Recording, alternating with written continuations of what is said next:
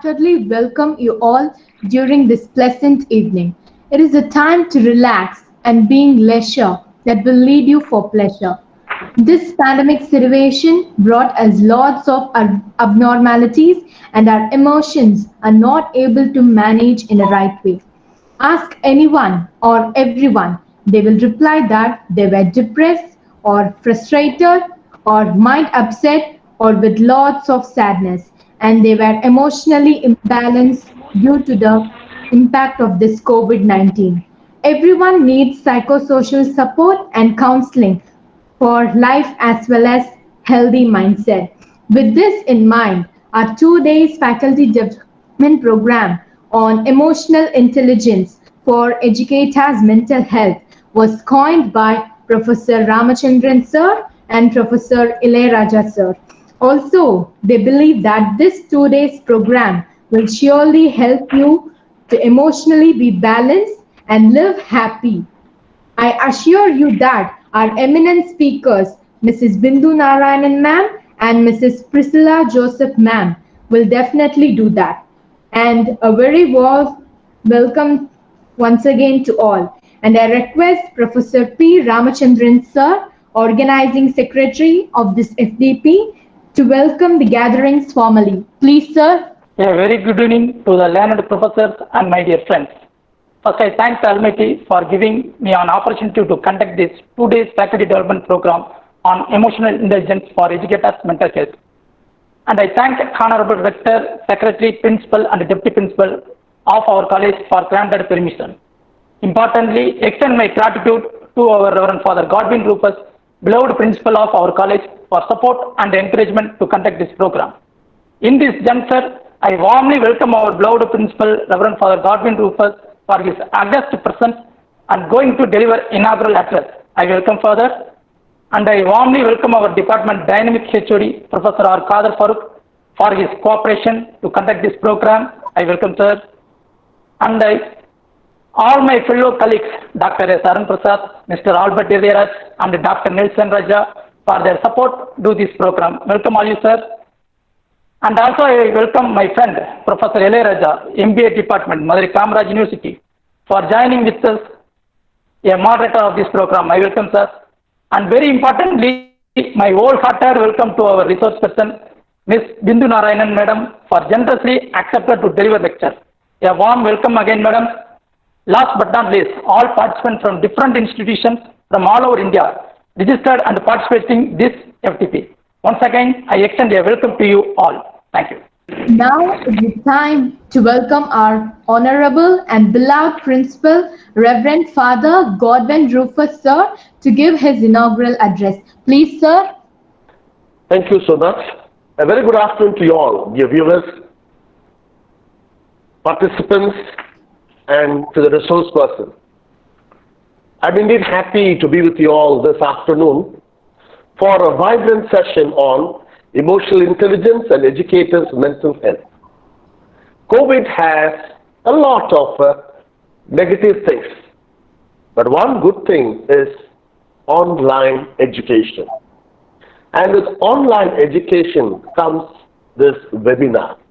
I'm so happy that the Department of IT and Management of Arulanagar College has organized a beautiful seminar on emotional intelligence and educators' mental health. And today we are going to deal with being emotionally intelligent, be stress-free. I'm sure the participants and the learned faculty will know that there are many types of intelligence. The first one is emotional intelligence, physical intelligence, spiritual intelligence, social intelligence, and so on. But what I think emotional intelligence should be the foundation of it.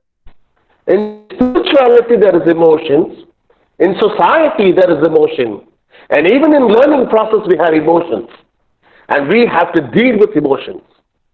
When in the beginning of philosophy, they always said, once upon a time they said, any two-legged person was called a human person. But little later on they developed, any person having 2 legs and 2 hands were called human persons. But little later on they said, any person who has a brain, and with other things were called human person. Little later on, Descartes would say, ergo sum. That is, a person who is able to think. A person who is able to think is called a human person. But today, we say human persons are relational beings. He or she has to live in a society and to relate. Today in COVID situations, we hear plenty of stories. We are living inside four walls, and plenty of problems are coming even among the intelligent people. Professors quarrel with their loved ones, and there is separation. And plenty of divorces are in the run rate. You also have many IT professionals losing their job, and they do not know what to do. They break their heads, and because of that, there are plenty of relational problems. 2 days ago, there was a little problem in one of our students' family. The father, in a fist of fury, because of financial problems and other things, gave one slap to a very grown-up girl, 22-year-old girl, and she immediately went out of the house, and the problem started. The father felt ashamed. The mother felt so bewildered, and things went on. But now they are together, but there is a vacuum in their relationship. They say getting angry or being emotional is like a hurricane, like a storm. When the storm comes, the things go here and there, but we do not know what happens. Only later on we come to understand the calamity that it has caused. I'm happy. Today we have a wonderful person, Ms. Bindu Narayanan, with us, who will certainly emulate us with her scholarly performance on being emotionally intelligent, be stress-free. Today, you and I are stress-filled people. Right from dot 6 o'clock to dot 9:30 in the evening, we are filled with stresses. We are timetable people. And if the timetable goes off, we are off. Mentally off also. On this day, I'm sure Bindu will really come towards us with a little bit of intelligence to solve our emotional credibility in the society so that we can be an emotionally intelligent person. I really thank Mr. P. Ramachandran, the organizing secretary, Farooq, the head of the Department of IT Management at Arulanathar College, and all of the professors involved in this webinar, a 2-day national level online faculty development program. I wish you all the best, and I hope you and I will become an emotionally intelligent person, always relating with smile and joy and happiness. Thank you and have a great time. Thank you, sir. Your inaugural address and blessings towards this program was more impressive. Now I request our department HOD, Professor R. Khadar Farooq sir, convener of this program, to give his felicitation address. Please, sir. Respected Chairman of the meeting, a Golden Jubilee Principal, Reverend Father Godwin Rufus, S.J., Arulanathar College, Karumathur, Madurai, Tamil Nadu, India. Respected Deputy Principal, Chief Guest of the Day, Ms. Bindu Narayanan, Corporate and Institutional Soft Skill Trainer, Pune, India. My dear friend, Mr. P. Ramachandran, Today and Tomorrow Program Organizing Secretary, other BIP and the online Google Meet, my beloved colleagues and dear participation, a very good evening, everybody. Have a nice day. Today is such a day when we remember the past 1 year and all the good things that came along with it. First of all, let me congratulate all the organizers and participations and indicate work woven into the fabric of Arulanathar College, its Department of Information Technology and Management organized a 2-day faculty development program on Today and Tomorrow. Emotional Intelligence and Educators Mental Health, Day 1 and Day 2 topics are really wonderful. Stress is a feeling of emotional or physical tension. It can come from any event or thought that makes you feel upset, angry, or worried. Stress is your body reaction to a challenge or demand. In a short burst, stress can be a positive, like as a when it helps you avoid danger or meet a deadline. Our heart is a small box, but you think our heart is a ship. So you load a lot of problems in your heart. So the problem to start to collapse our brain. This concept everybody like. Why? Because of COVID-19 problem, every people face lot of problems or stress in our heart. So how to free stress from our heart? So the 2-day faculty development of program change the world, but at the same time to increase a positive vibration and decrease the negative side also. So wish you all the best, Mr. P. Ramachandran and the team, Mr. Ilayaraja and Madurai Kamaraja University and senior most professor. And thank you very much for giving me this wonderful opportunity. And thank you very much. Thank you, sir, for your value-added felicitation address. Now I request Albert Irudayaraj, sir, Assistant Professor, Department of Information Technology and Management, Arulanandar College, to introduce our resource person, Mrs. Bindu Narayanan, ma'am. Please, sir. Good evening to all. I am so excited to be here and to have the opportunity to introduce our resource person, Ms. Bindu Narayanan. Ms. Bindu Narayanan is one of the leading corporate and institutional soft skill trainer. She is also known for personality development, language classes for English conversation. She started her career in NIBM, Pune, and has 12 years of experience as trainer, motivator, counselor, and academician. She gave lot of lectures related to stress management. She spoke very excellently about managing stress for educators and students in Madurai Kamaraja University recently. That impact-based Arulanandar College invited her for resource person of this FDB program. Thank you, ma'am, for accepted and expected your power pack presentation. Thank you. Thank you very much from my side for accepted generously and acting today as a resource person. Welcome, madam. Okay, fine. Silappatikaram செதுக்கி சீரான வாழ்வியல் கற்பித்த சிங்கார மதுரை மண்ணிற்கு என் முதல் வணக்கம். My gratitude extends to Reverend Father Godwin Rufus, respected Principal Arulanandar College, Professor R. Khader Farooq, HOD, Department of Information Technology and Management, FDP Organizing Secretary, Professor P. Ramachandran, and my good friend, Professor Ilayaraja of Madurai Kamaraja University, my point of contact, for organizing such wonderful programs and bringing us all together. I heartfully thank and welcome all the participants to today's wonderful program. There was a boy, and this boy wanted to fly. He always dreamt of flying. And as he grew up, at that point in time, leave alone flying being a dream, it was far from reality.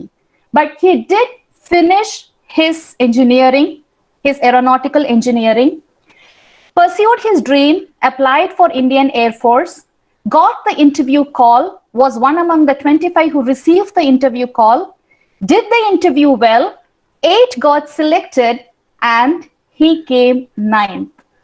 For a person who harbored this particular dream all his life, that was shattering. He was a young guy, full of expectation of life. And the entire thing happened in Dehradun, the recruitment process. So he stood at the tip of a cliff, wanting to decide between jumping off and getting back. At that point in time, he saw an ashram at a distance. Something told him to go to that ashram.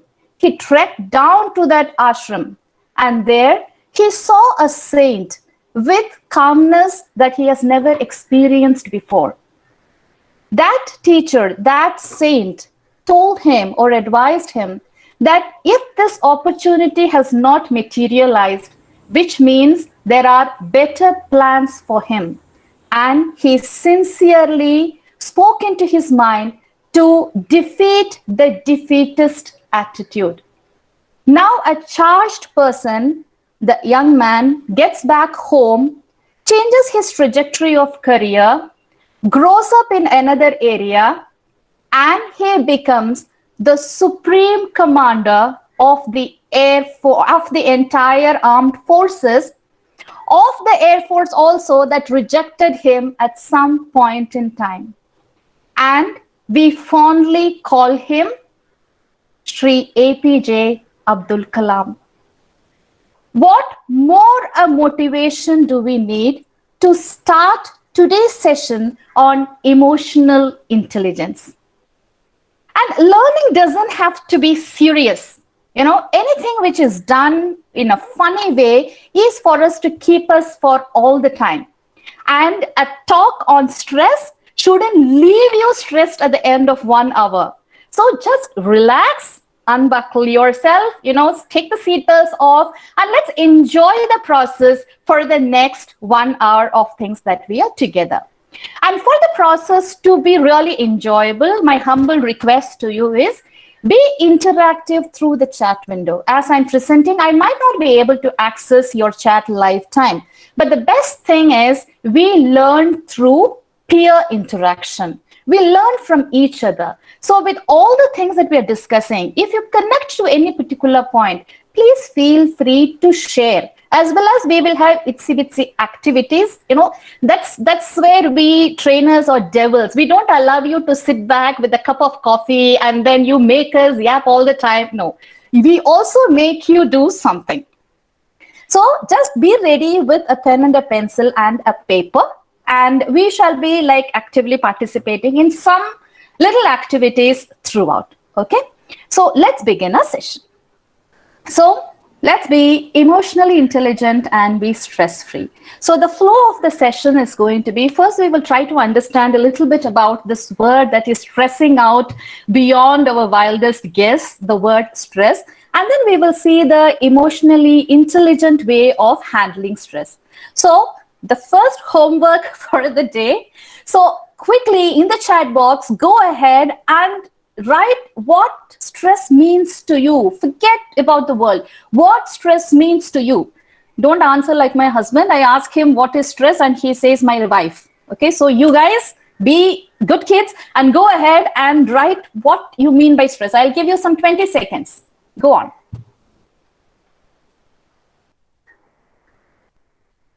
So this is what the definition talks about stress. Physical or psychological response to a real or imagined threat, event, or any change that happens. Before we proceed further, let us do a little fun activity. You please draw a scenery for me. You have your paper. Draw a scenery. Take 30 seconds and draw a scenery. Fine. So let me be a little magician and say what you would have drawn. Okay. So, and keep telling if those things or that. Keep, be interactive through the chat window and say if all the time say abracadabra is there on your drawing or not. So you have a mountain. Okay. No, mountains in fact. And mountains overlapping each other with a rising sun. There is a river. There is a boat. There are fish. You have birds chirping. There is a small house nearby with a door and a window. Sometimes even a family that is there, which is by the side standing or sitting or relaxing. Some flowers on the tree. Fine. So without knowing your answers, I could say majority of you would have most of this, if not all of this.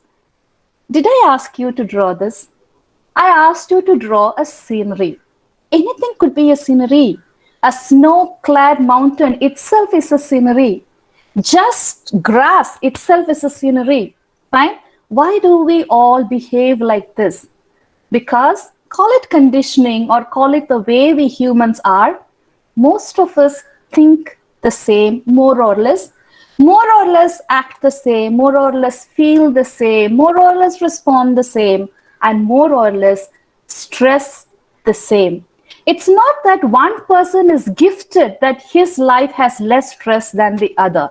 It could be a different form of stress in a different area, but everyone goes through stress. There is no escaping of that. So where is the difference? The difference is in how a person handles that stress. That is why the word response is highlighted. Stress is not something that is thrown at us wherein the control is totally on someone else. A lot of stress handling mechanism is in our control. And that if we handle that response, we will be able to control our life in a much better fashion. Things will not happen overnight. Change takes time, but it is 101% possible. But we all talk about stress. Do you think it is extremely super excited word or something that is blown out of proportion? Let's see. You see some data about mental health here. So mostly, whenever I give data, I try to give from an Indian perspective because that's where we are concerned more. So a 2017 data talks about 197 million people with mental disorders, Indian data, where 45 million were with depressive disorders. 1 in every 7 Indian was affected by a mental disorder. And a WHO report says that India accounts for nearly 15% of the global neurological and substance abuse disorder. So we are all talking about this great pandemic. Very unfortunate, agreed. But mental illness is that slow pandemic, which is like a dormant volcano waiting to be erupted to proportions unbelievable if we do not take it in control. This is like the status at a normal level. How about the COVID situation? Mental health definitely deteriorated overall. It has, the situation is, we know how dramatically disturbing throughout the globe. And an Indian Psychiatry Society says in March itself, there was a 20% increase in mental illness. And 60% of Americans apparently indicated a higher level of stress during all this period. So when we talk about this, then, what is stress? When we say, why do I feel hungry? There is an answer for it, isn't it? Because my body is asking for energy. So it says it gives hunger. We need to feed it. If we don't feed it, it tries to get energy from within the body. So, but then why stress? Why did the providence or God or the force even give that thing to us? We are all, our ancestors are hunter-gatherers. We know we have evolved over hundreds and thousands of years. And at those times, there were primarily 2 reasons of death. One was if they get attacked by some wild animals, and second thing, due to old age, primarily. Exceptions are always there. So when they go and hunter-gatherers, they have to go hunt, get food, eat this, and then this is the way they survive. Then slowly we evolved over time. So whenever they got attacked by an animal, if that animal was something they could handle, if it was in their might, they would fight it. If it is not in their might, they will run away. Okay, or it is called as the fight and the flight scenario. But if our system is stress-free, do you think this will be happening? There is an animal that's coming and I am like, all right, bring it on, baby. Tiger, why don't you get one more? Eat me. So that is the end of humanity. So to make the person react in one or the 2 fashion, stress was built into the system. The heart pumps up, the blood glucose goes up, and the complete energy is disposed to all the important muscles. So when this entire thing happens, majority of the cognitive function is taking a back seat because the energy is dispersed to those major aspects which requires to function at that point in time. And the BP goes up. Then when the person is fighting or when the person is flying away, once again, because of the energy getting dispersed in that activity, our vitals are back. Our glucose drops down, our pressure comes down, and once again, things become clear during the process and the survival goes. We are thousands of years away from now, fine, and the problems are still the same. It has just moved from the physical to the emotional realm. And do we still have tigers and lions? Yes, of course. Our boss, our spouse, our kids, our relations, our friends, the person whom we meet on the road. So this is why we have the flight or the flight scenario, and by which we have moved to this particular condition. So stress is required. Some amount of stress is required. Without stress, there is no progress. It is like a very boring life that you would have. But everything has like alavakku minjina amrudamu visham. So everything has an optimum level. And what is that?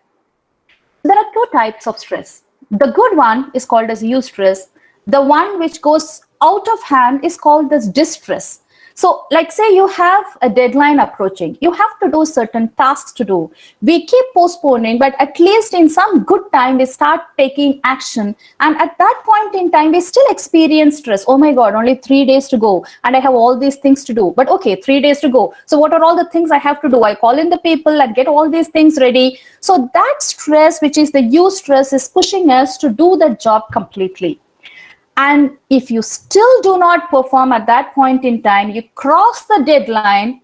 Anyway, what we have to do at the end of the day.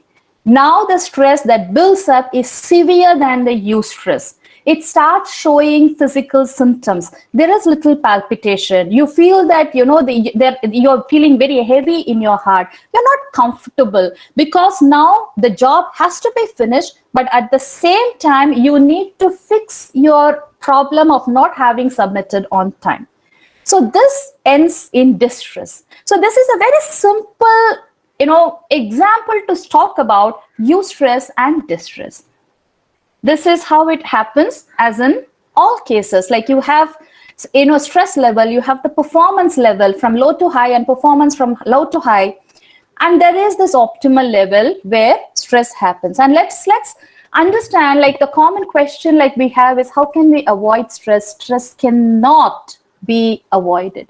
Let me boldface, italicize, underline, and blow up the font size of the word cannot.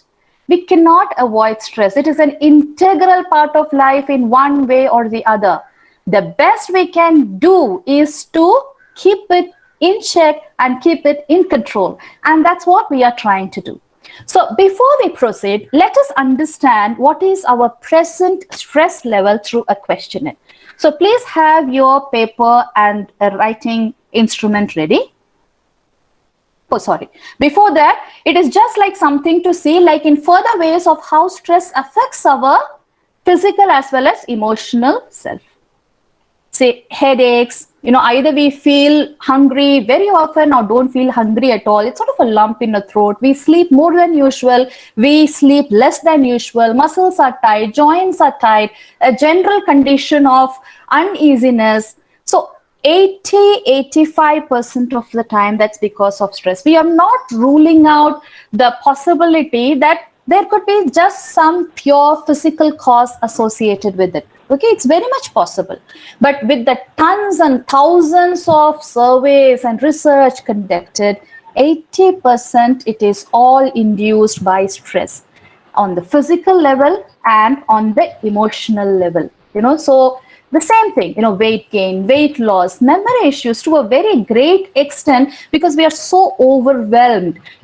So the cognition of clarity of having the memory, there is a lot to do with the brain. So those things get affected, our digestion, feeling of overwhelm. So that's why, like anytime you go to a mental health professional, there are two primary questions they ask. Do you sleep well at night? Are you feeling hungry, and do you eat well, your normal way at all times? These are the primary questions that they will ask.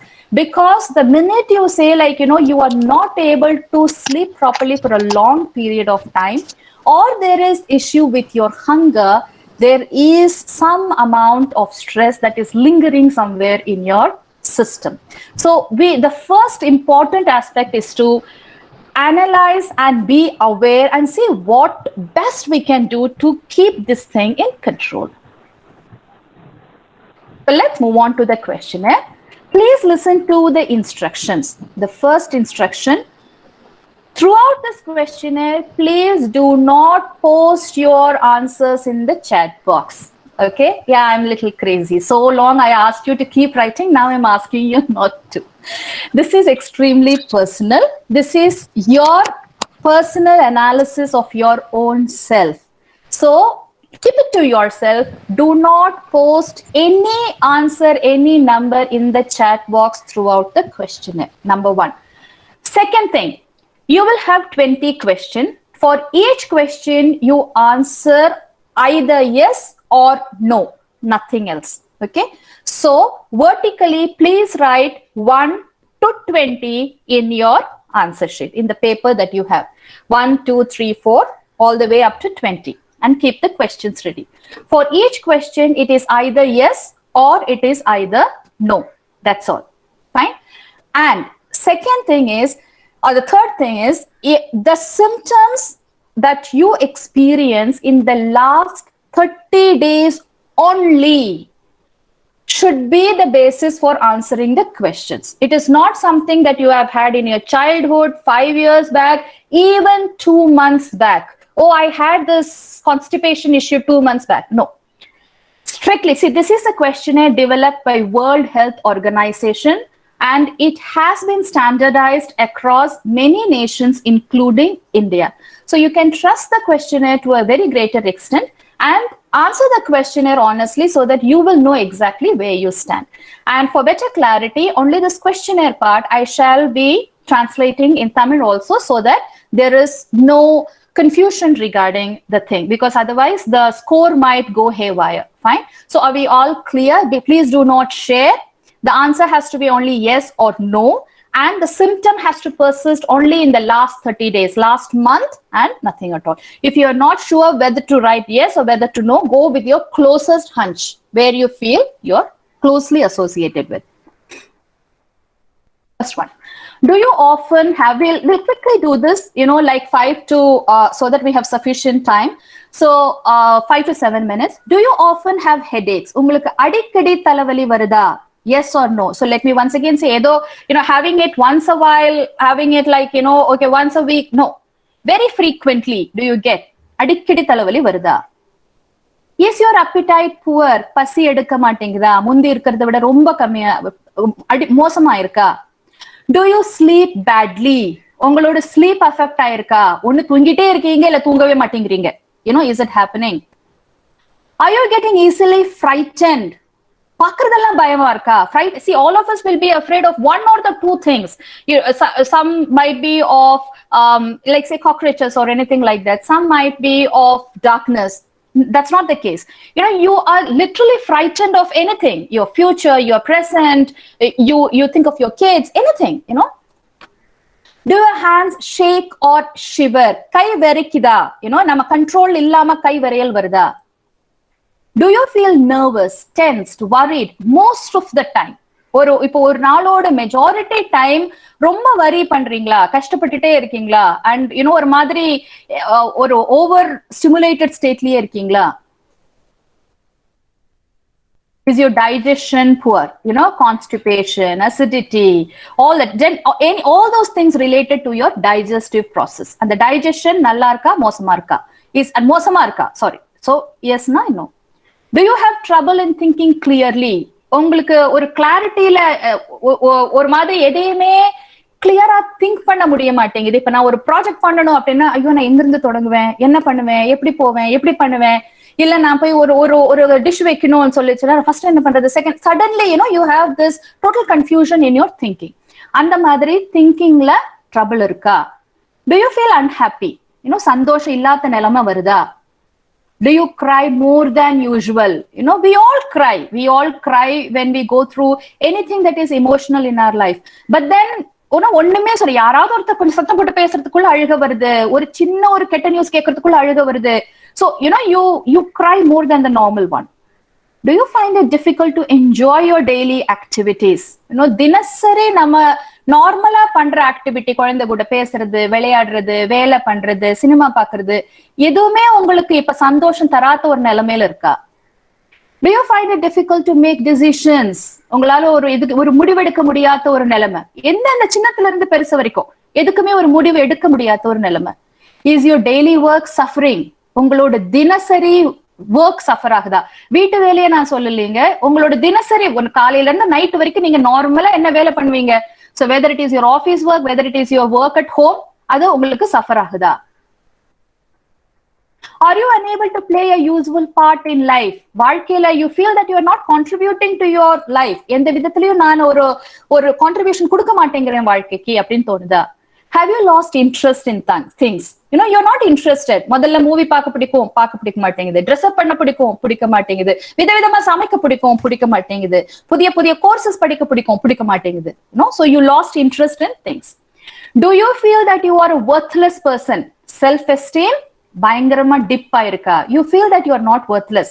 நான் வேலைக்கு ஆகாது என்ன வச்சுட்டு நான் அப்படி தோணுதா? Has the thought of ending your life been on your mind? Suicidal thoughts varda? It's a very important question. Please answer it honestly. Do you feel tired all the time? ஒரு நாளோட மெஜாரிட்டி டைம் உங்களுக்கு டயர்டா இருக்கா? Like என்ன பண்ணினாலும் டக்குன்னு tired ஆயிடுறீங்களா? Are you easily tired? So இது ஒரு சின்ன ஆக்டிவிட்டி பண்ணும்போது கூட டயர்ட் ஆயிடுறீங்க. The first thing is like throughout the day உங்களுக்கு டயர்ட்னஸ் இருந்துகிட்டே இருக்கு ஃபார் இது. இன்னொன்னு ஒரு சின்ன ஆக்டிவிட்டி பண்ணும்போது கூட நீங்க tired ஆயிடுறீங்க. Do you have uncomfortable feelings in your stomach? Stomach in the butterfly சொல்லுவோம் இல்லையா, ஒரு மாதிரி வயித்துல பயம் நமக்கு தெரியும் இல்லையா, சோ அந்த மாதிரி uncomfortable feelings இருக்கா உங்களுக்கு? Sorry. So now that you have finished the questionnaire, for every yes that you have given, give yourself 1 mark. And for every no that you have given, give yourself 0 mark. Okay? ஒவ்வொரு எஸ்க்கும் 1 mark, ஒவ்வொரு 0க்கும் no marks. Sorry, ஒவ்வொரு நோக்கும் no marks or 0 mark. அப்படி கொடுத்ததுக்கு அப்புறமா total பண்ணுங்க. Please total up your marks.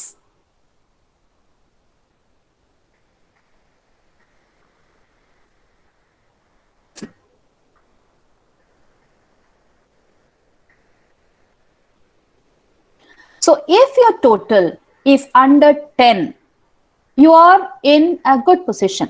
Okay, you are able to handle stress in a much better fashion. If your total is between 11 to 15, so it is like the orange light of the traffic light. It's a warning sign. Baby, do something, get your life in order. So it's like a warning sign. If your score is 16 and beyond, and especially if your score is like in the 18, 19, 20 range, you need medical help. Please consult a medical professional. Fine.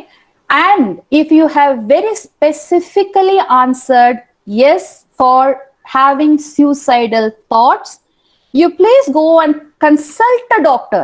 Just consulting a doctor is not going to do any harm. But this is not something that you have to take it very lightly. And why am I saying that? Any stress that is left untreated for a long time, see, our body, just like we all have our immunity system, the immune system takes care of a lot of germs that are attacking us and it fights. At some point, it is not able to fight. So we start getting little ailments, and those little ailments also we try to control with things that we do at home. And when that step also crosses, we go and seek medical help. And if we do not follow the guidelines that the medical professional says, if we do not have discipline, our health deteriorates furthermore.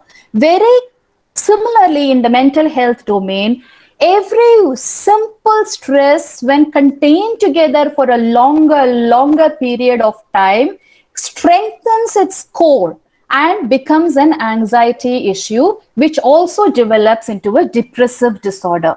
Okay, so and whenever I do this session, one thing that I want to get to the masses is depression is not a bad word. A person under depression is not a bad man or a bad woman. In the physical realm, in a physical body, we have different physical strength, right? Some of us can lift 10 kg, 20 kg very easily.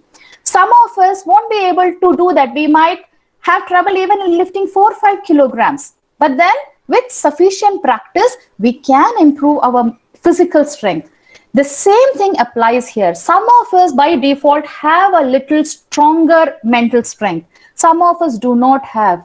And the most important aspect is the entire surrounding, the surrounding in which we grew up, the environmental impacts that we have had, the upbringing that we have had, the traumas that we have experienced. It makes a person more susceptible to give up in the mental space. So depression is not a bad word. It is just a little discomfort that the brain experiences, and a consultation with a doctor will definitely pull you through. So let us not think, "Arey, wo depressed hai, matlab wo pagal hai." Yeah, if somebody is depressed, matlab wo paitikar hai. Please, that is not at all. Let us remove this taboo from this thing, because as I said, every second or third, 1 in 7 is the data. So maybe every 7th person that you are passing by in the road would have been treated for depression or would be under a depression treatment, but nobody would speak up because of the taboo attached. Let's be gentle with ourselves. Let us be gentle with others, because this can be fought and we can come out of it.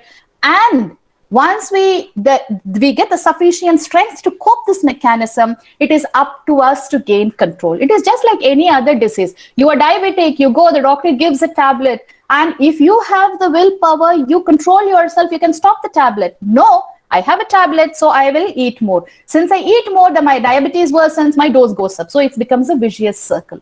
Same thing is here. It is our discipline and our ability to solve, and it is very much possible. If one person and 2 people can do, all of us can do. So we will see how we can treat this the emotionally intelligent way. Now, what is emotional intelligence? This is a big buzzword, right? Do you remember the song? Unnai arindal, nee unnai arindal, உலகத்தை போராடலாம், உயர்ந்தாலும் தாழ்ந்தாலும் தலை வணங்காமல் நீ வாழலாம். இதத்தாங்க mayor ஸ்வலோஸ்கி சொல்லியிருக்காங்க, இதத்தான் Daniel Goldman சொல்லியிருக்காரு, இதத்தான் டிராவிஸ் பிராட்பரி சொல்லியிருக்காரு. நம்ம கிட்ட இல்லாததா? ஆனா அது எப்படி வெளியில இருந்து யாராவது வந்து புரியாத பாஷையில ஸ்டைலா சொன்னாதான் நம்ம ஏத்துப்போம், இல்லையா? So just for those who didn't understand the lyrics, if you know yourself and if you know yourself well, you can tackle the entire world. This is emotional intelligence in a nutshell. You know, it's not such a great concept that we cannot understand. So to understand the whole thing by way of a process, so this is what it is, the very famous EI model. So where we have self-awareness, self-management. And what is self-awareness? You just have to know, what am I? What makes me happy? What makes me sad? What gets me excited? What irks me? And what is my predominant emotion? In which situation, how do I react? Many times we don't even realize that we react in a particular situation in a particular manner. We are in a state of defense.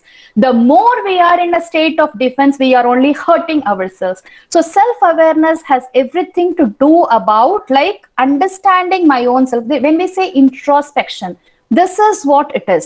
And this is, in another words, an extrapolated Joe Harry window. Okay, all of us are in management. We know about the Joe Harry window. So it is about, like how much the person we are. And once we are aware, what is self-management? How much we are able to keep our emotions in control. We are all emotional. All of us, see, we are not Buddhas. But we cannot just react in the way that we want in all places. So how much of emotional control we have is self-management. So the third quadrant is social awareness, or in other words, other awareness. That is like, how much are we aware about the way other people behave? Okay, this particular time is, this is not a time to go and speak to him because he's not in a good frame of mind, or in this situation he behaves like this. So this a little bit of awareness of the other person. And once I know myself, I understand my emotions, to some extent I understand the emotional state of the other person, then I manage the relationship that I have with the person, whether it is on a professional scale or whether it is on a personal scale. And that is nothing but relationship management. This sounds so simple, but as with all good things, it develops over practice. And the most important thing is, this is something which is missing from our education system. We all teach our children to be technically and professionally strong, but how much do they handle themselves? Only very few good schools have that in practice. But many schools and many colleges, it's not only schools, even in colleges, right? So all these places abroad have already brought into it. So all those educators who are present here, please think of inculcating this as part of the curriculum, because in the world that we are going to progress, we are all aware that things are not going to go back to the good old times as how we are. So the more resilient we become, the more strong we become from inside, the more strength that we have of our family and society, being as a rock for us, is where we will be able to handle all the problems that come to us also.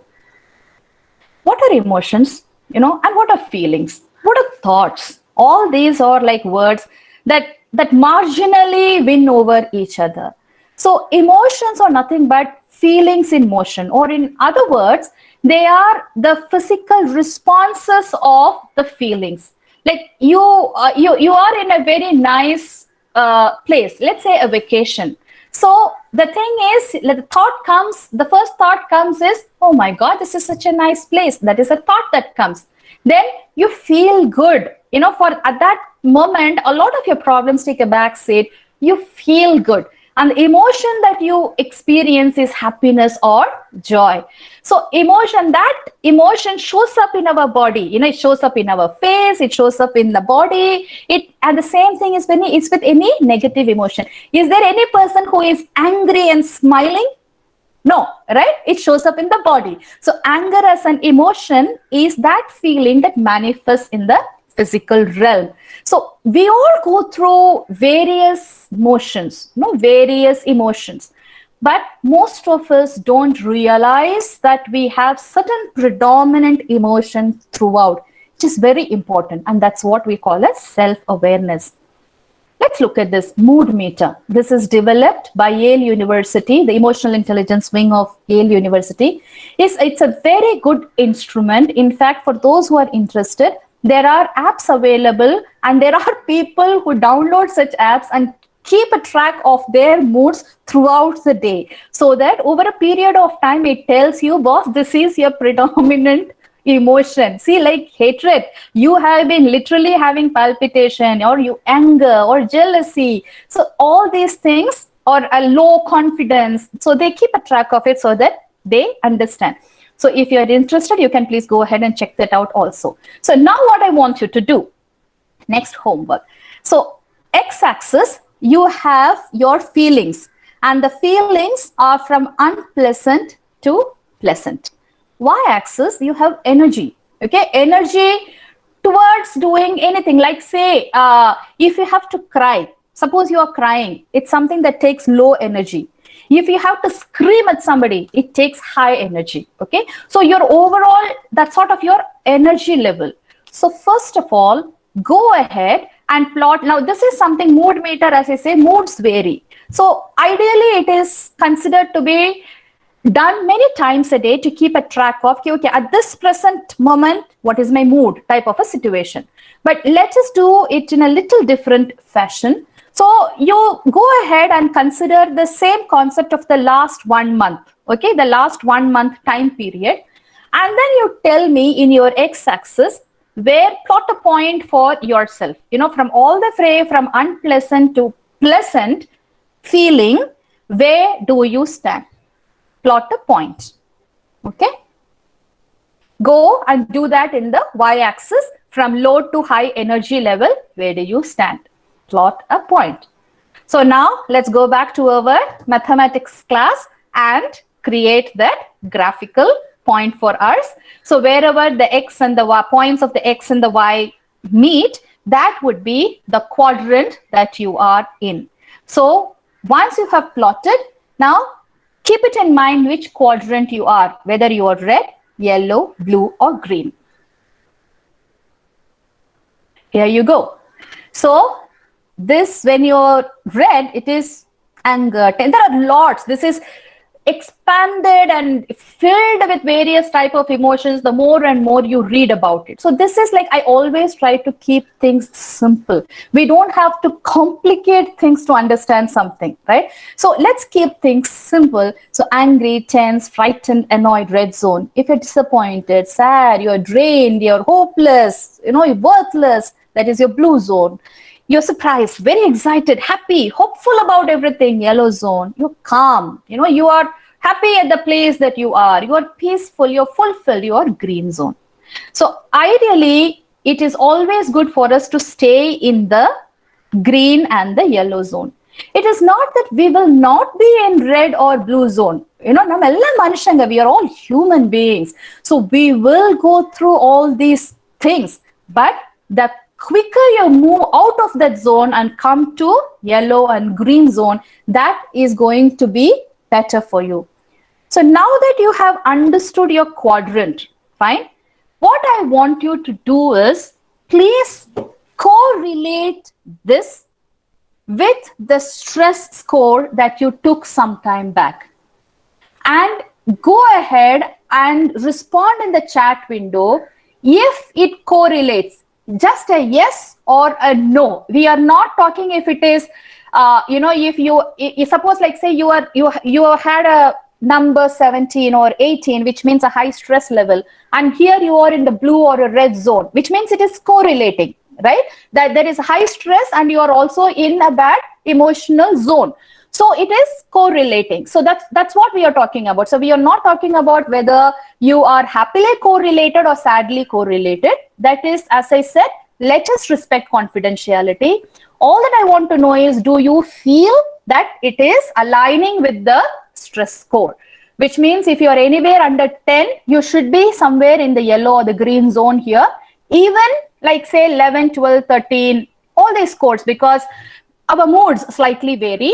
But if you are in the very high zone of 18, 19, 20 in the stress meter, and if you are in the red or the blue quadrants here, please say if it aligns. Just yes or no. Please go ahead and keep writing in the chat box. I'll give you 10 seconds.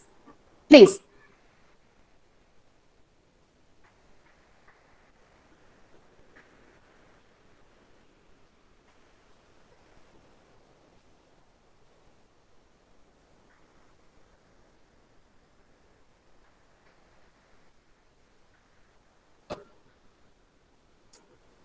Okay, we are running against time. So Ilayaraja sir, can you please tell me what the majority answer is? Yes. Okay, the majority answer is yes. So Yes, how wonderful that right now, then and there, we have the proof that our emotions are directly affecting our stress level. So the good thing is, if we control our emotions, we control our stress. And if you still think, I'm just talking about some goddamn philosophical stuff, and you say like, Bindu, give me the figures, give me the data. Okay, I want scientific proof. Yeah. As our feelings change, the mixture of peptides travels through your body and your brain, and they are literally changing the chemistry of every cell in your body. Dr. Candace Pert. And a doctor whom I really admire and I listen to a lot is Dr. B.M. Hegde. Most of you must be knowing that. So he predominantly advocates, and even before those who have read something about cell biology, you know that every cell is an individual microorganism. Every cell, it has a life of its own, it has an understanding of its own. And we as a human body are an amalgamation of zillion of cells, right? So the emotion that we go through goes and disperses into each of these cells. If you're going through, like, say, happiness, thankfulness, gratitude, praising others, all the pleasant feelings, that is also infiltrating into each of the zillion of cells that are there in the body. On the other hand, if we are harboring emotion of hatred, jealousy, anger, non-compassion, then all those things are also infiltrating into the cells. So whichever emotion is happening most of the time, whatever that emotion is, let us say it is hatred, for example. What is each individual cell teaching itself? Hatred. So it starts to hate the cells that are around.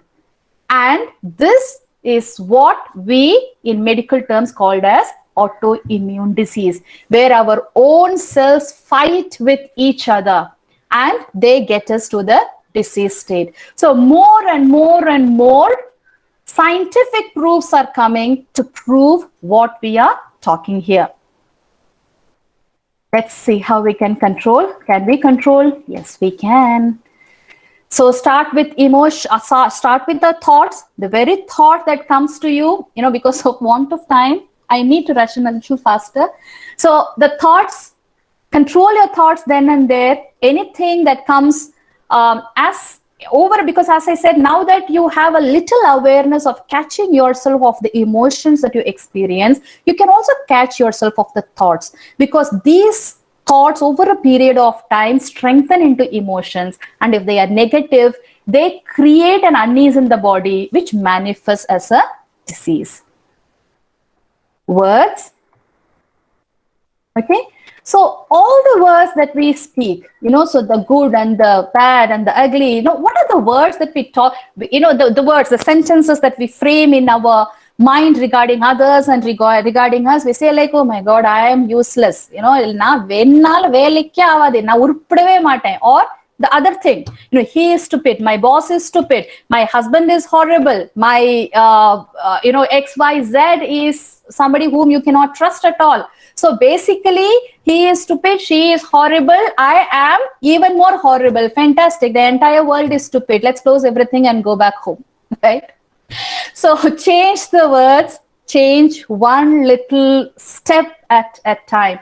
It is only going to help us. It is not going to help the other person. All the negative, strong emotions that we harbor, at that point in time, it might appear as if we have taken things in control, but it does nothing to the other person, but it only eats us from within over a prolonged period of time.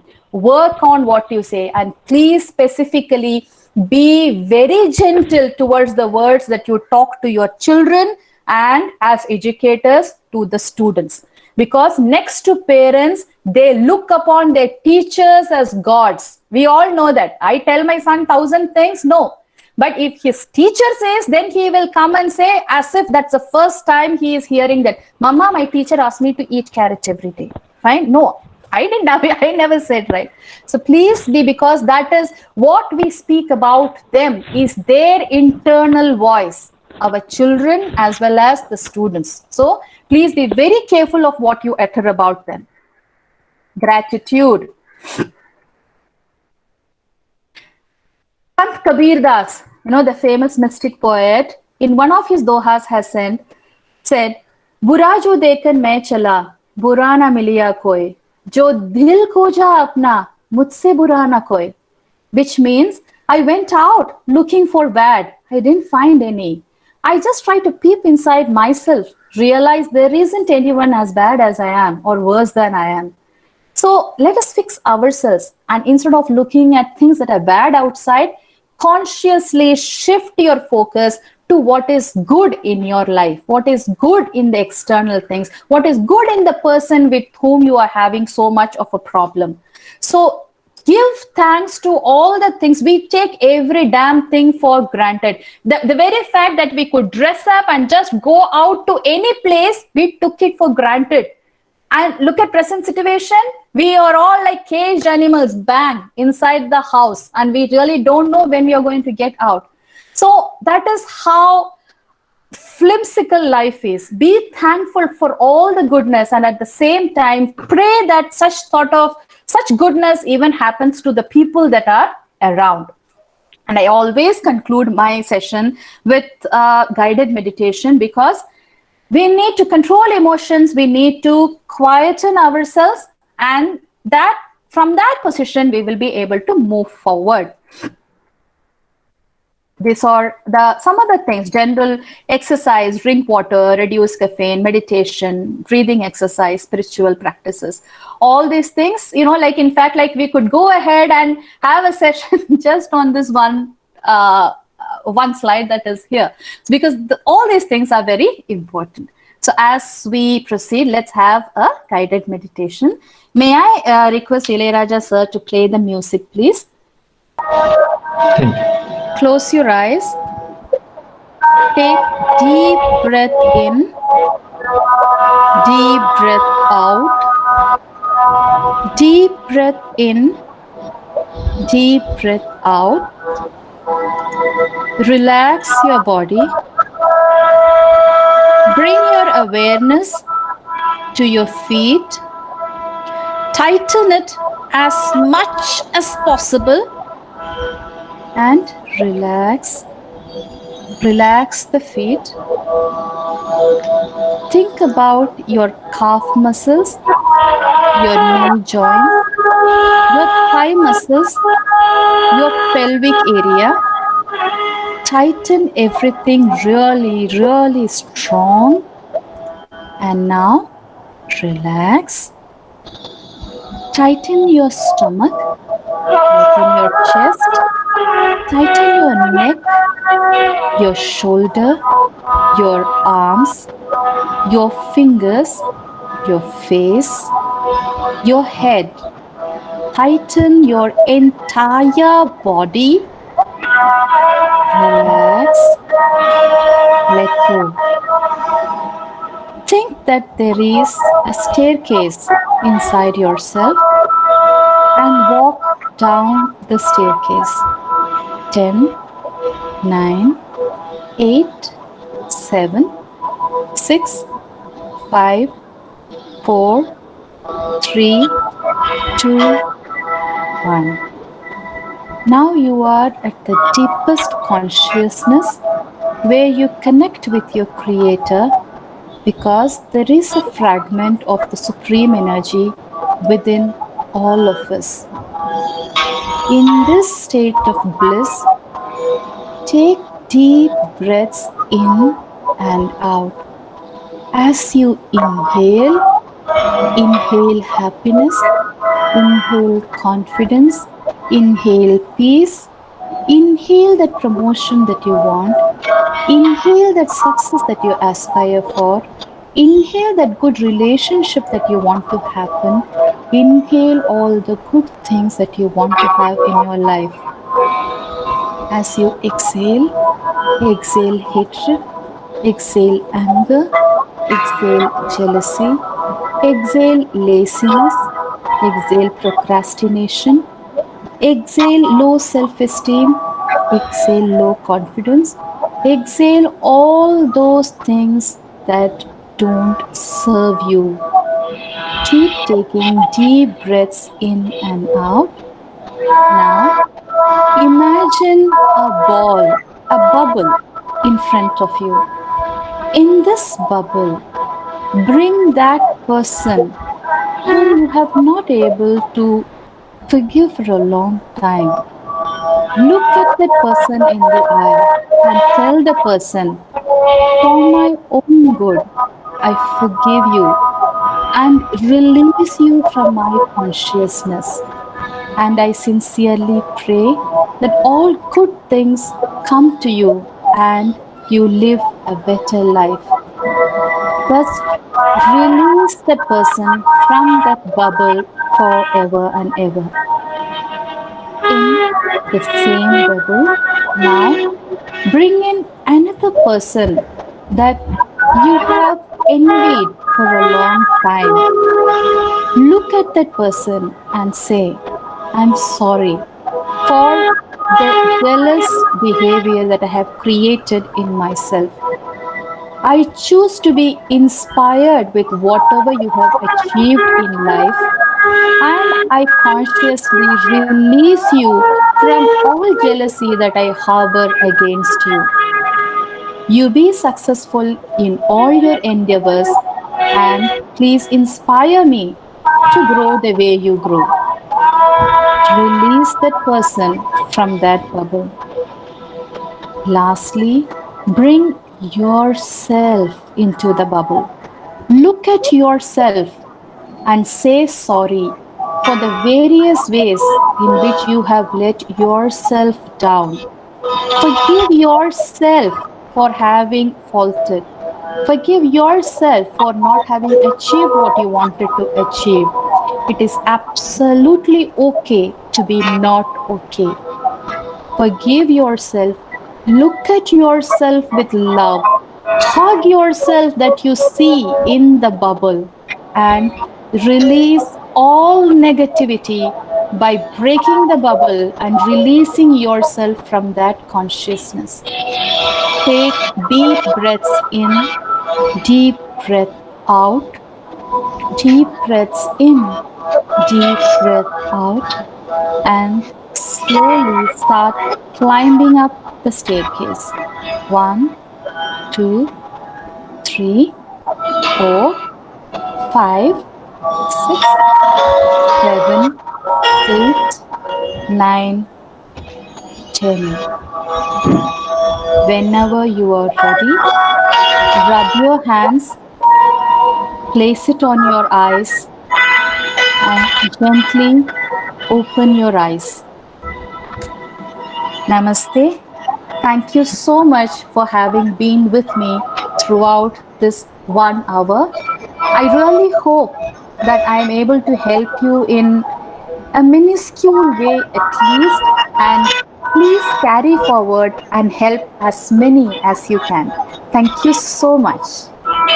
Because even more time we are eager to watch you and listen to you, and it's overwhelming. What do you call thank comments in the chat box? My pleasure, sir. My I think, pleasure. more than what we have expected, you did it. As like you have done the earlier program in Madurai Kamarajar University, and really I felt especially like this way, God's voice towards us through your mouth. Really, um, the entire stress or depression what we had in mind, it's gone away. Thank you so much. Now I got relaxed, and truly this 1 hour presentation made me emotionally stable. Thank you. very Thank much. you so much. Thank you so much, sir. Yes, madam. And if you are really going to answer all the questions what is in the chat box, probably 2 more hours required. So MKU, MKU, I went back straight to bed. yes, exactly. This forum is more in number of questions when you compare with the MKU program. So one by one, I'll ask you, madam, please. Yeah, so exercise your discretion, and maybe you can pick up the important questions, and which I'll be able to answer. Yes, exactly, madam. Just 15 questions only out of 50 questions. Okay.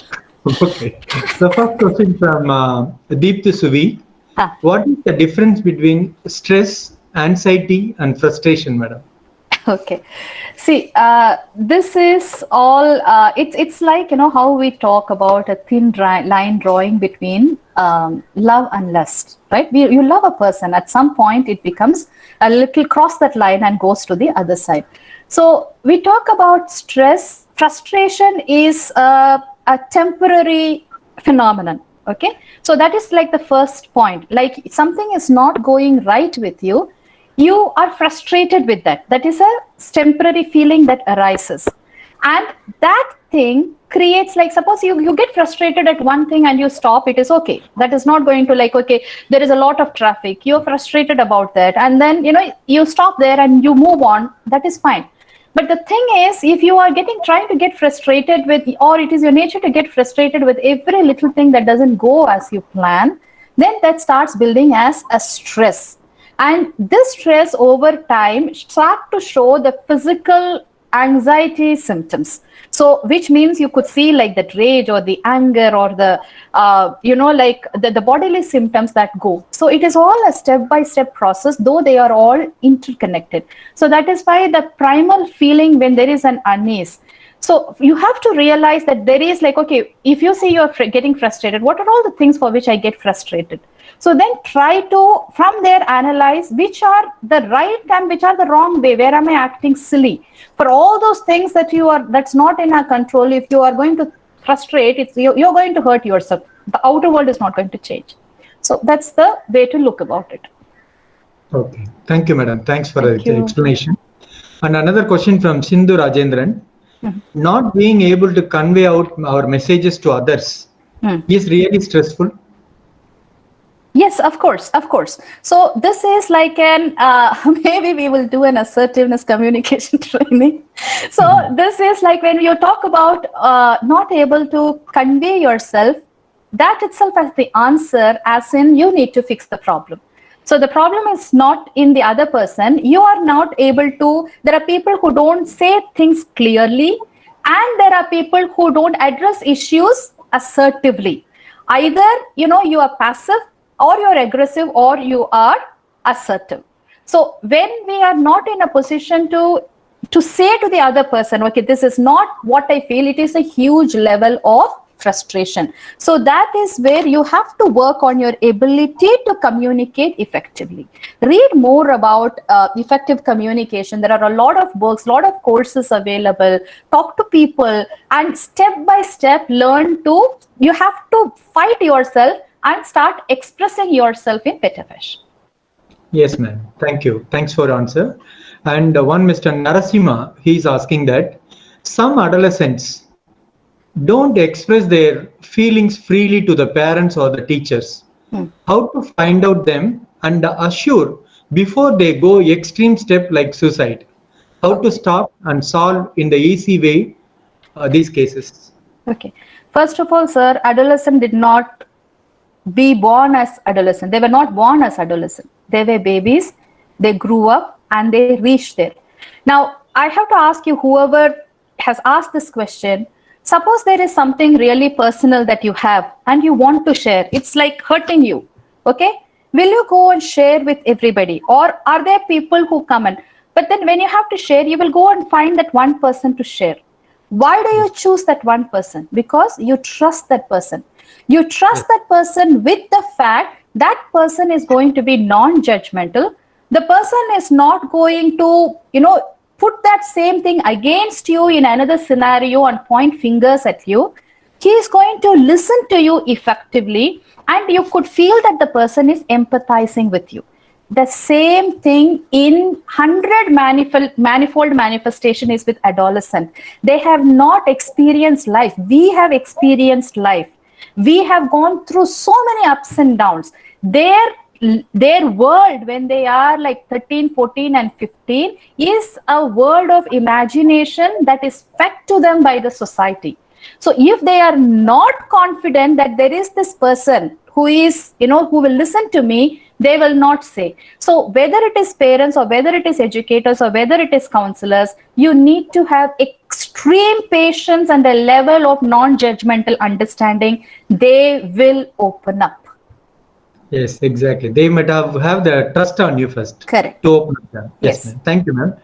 And one Miss Tilakavati, madam, she is asking a question. Respected madam, how to control our emotions at unavoidable circumstances? Can she, what does she mean by unavoidable circumstances? A flare-up of emotion is unavoidable in any place, in every circumstance. Okay? So, if it let us say it's a positive emotion, okay, you're very happy and you want to really express it with laughter and stuff, And there is a situation. What is that? If if it's among your friends, if you are all talking and laughing, that's a different thing. But if it is a little formal gathering, you know like how it has to be responded. Same thing is with your negative emotion. So first thing is, yes, you might there as I continuously say, we cannot be non-emotional all the time. We will become emotional. Like suppose there is a person or like if for her own example, like if she hears that her colleague has said something about her behind her back, okay, so that is an emotion of betrayal, that is an emotion of anger. Okay, so you will go through that. I will go through. Anybody will go through. Like just because I am learning a lot and I'm teaching this in a lot of places, does that mean that I will not be feeling any of those emotions? No. But the thing or the difference that has to be is you will catch yourself that you are going in the wrong trajectory.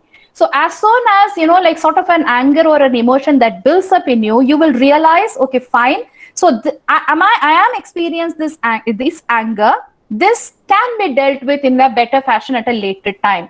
Please do not react in any of your negative emotional state. People have lost relationships. People have lost jobs. I personally know people who have lost job because of one mail that they wrote in a rage of anger.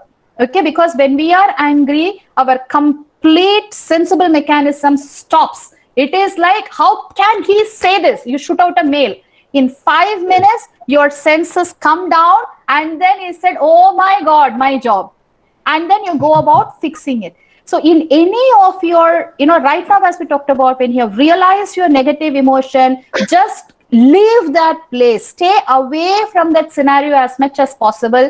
Your system will settle down, and then you can calmly, if it is an inappropriate behavior, yes, of course, you have to tackle, but you can go back and tell the person in a very nice way that this is an unacceptable behavior. Oh, great, madam. Great answer. And one more. Shruti Ravi, she is asking a question. Ma'am, how to control your emotions when always bad things happen to you? And how to control stress when everyone around you is controlling you? Okay. Fine. See, this is like an individually person-to-person situation. Now, when you feel that, all bad things happen to you, I don't deny that. Yes, for some people, it might be a little more. But it is in some way related to how we feel, as if like I am the only person working and everybody is here who is just taking the salary and not working. So all of us feel that way. Okay, or we say I'm the only person working around the house and nobody else is working. So in some way or the other, we try to victimize ourselves and feel that I have a lot of things and then the rest of the world is happy. See, when we talk about the rest of the world, we only see things that they choose for us to see. We don't see what it is the reality.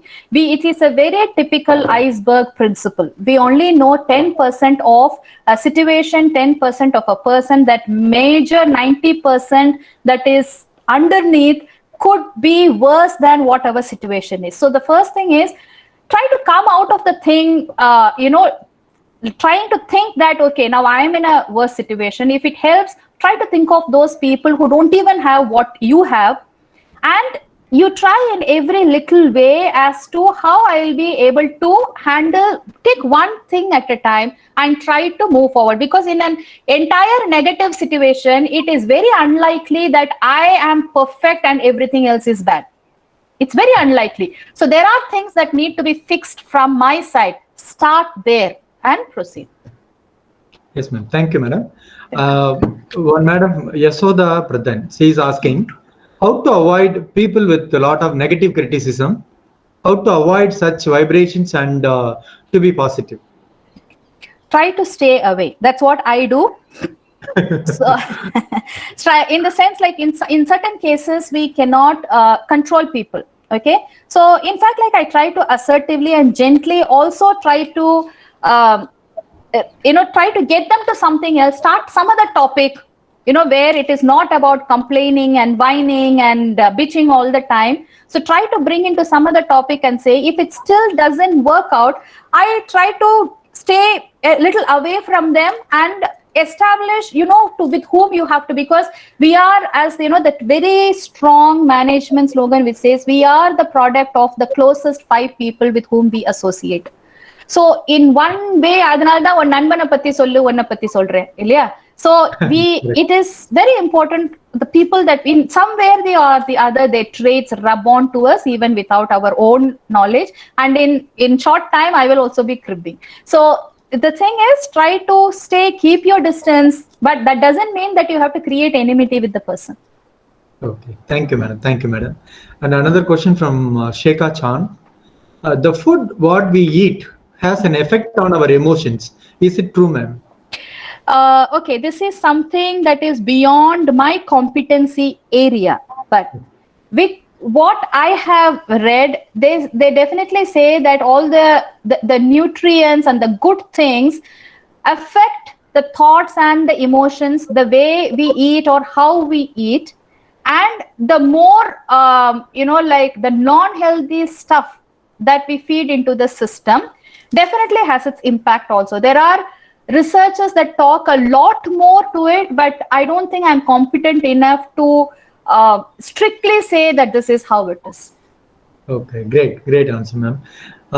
One Miss Badmavati, she's asking, how can we make our socially challenged students emotionally strong?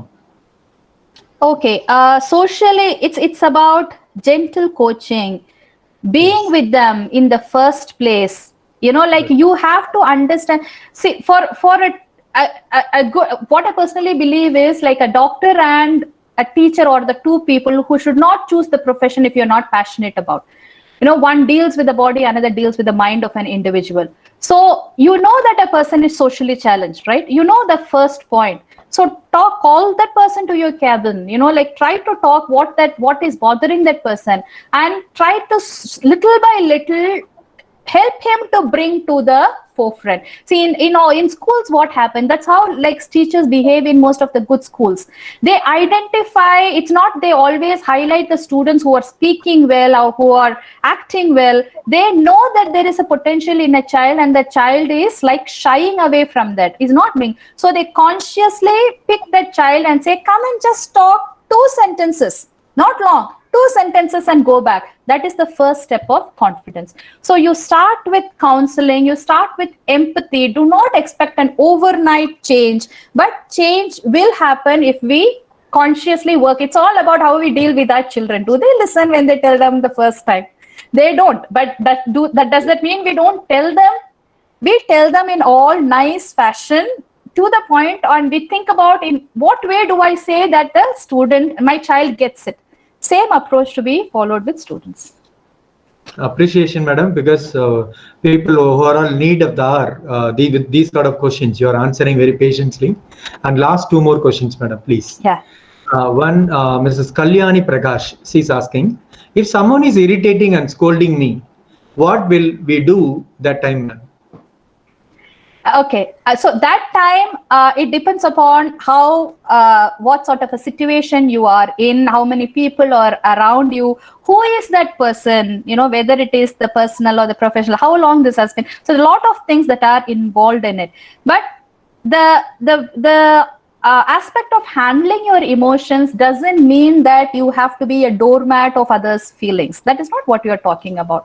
So in the first case, whenever such a situation comes, like let's say a person is scolding or the thing, see, what I always say is, when it's a whole thing, we point a finger, right? This is what we are doing here also. There is somebody who is irritating and shouting at me all the time. There are these 4 fingers pointing back to me. So first point is just ask yourself, like, if somebody is so irritated with me, are there any things that I can fix? So you can straight away, that's where assertiveness comes to play, and say you can fix a discussion in all nice manner and try to clarify issues as to what they find it as irritating in you.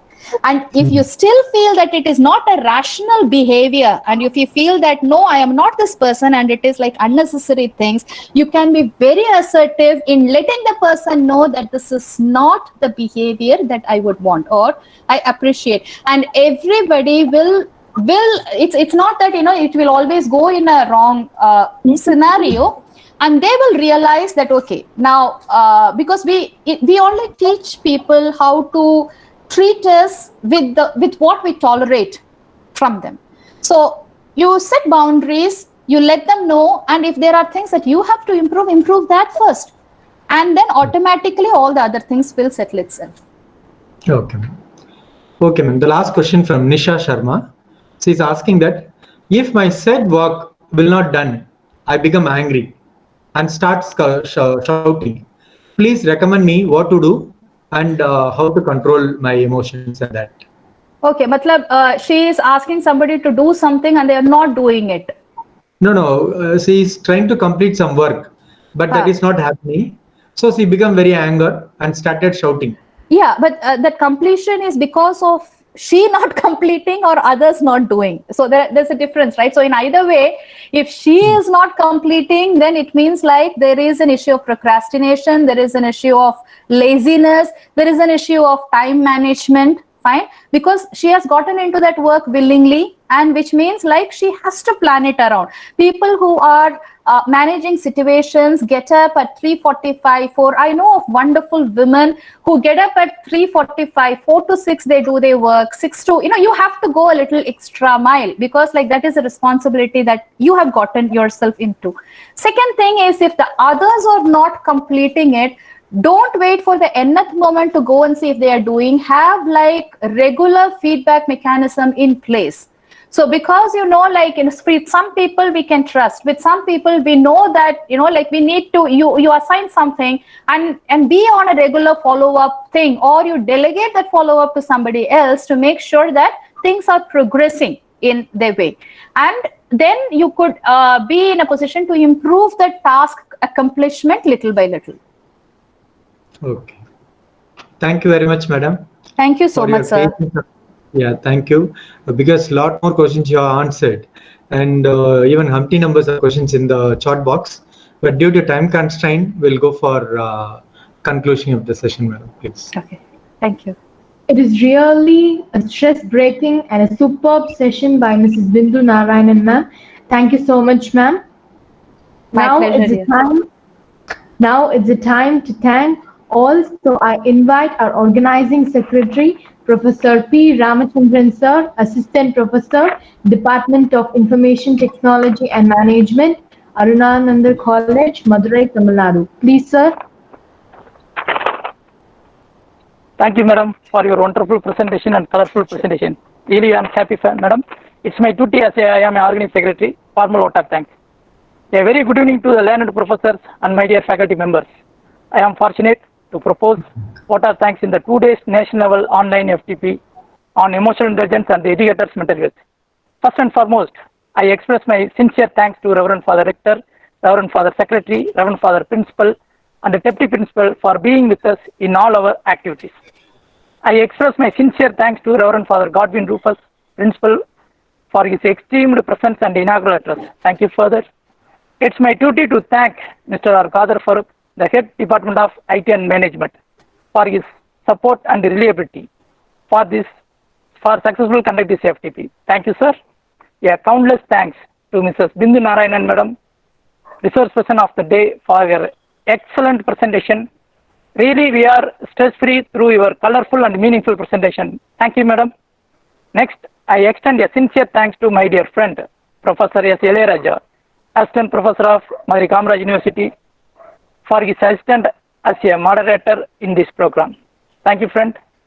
Next, I thank also my colleagues, Mr. S. Arun Prasad and Mr. J. Albert Iriyaraj and Dr. J. Nelson Raja for their extent support and cooperation to conduct this program.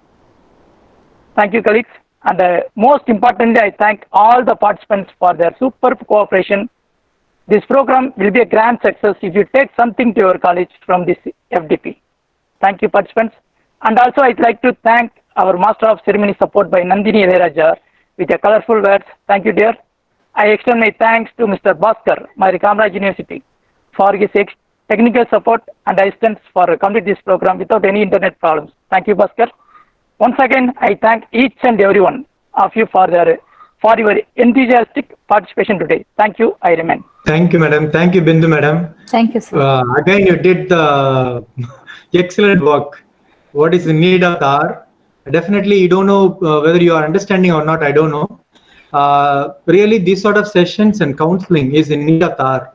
Everybody is in need it because in the chat box we are looking at as and when you stated and let them to realize that where they are and they introspect that how they really feel this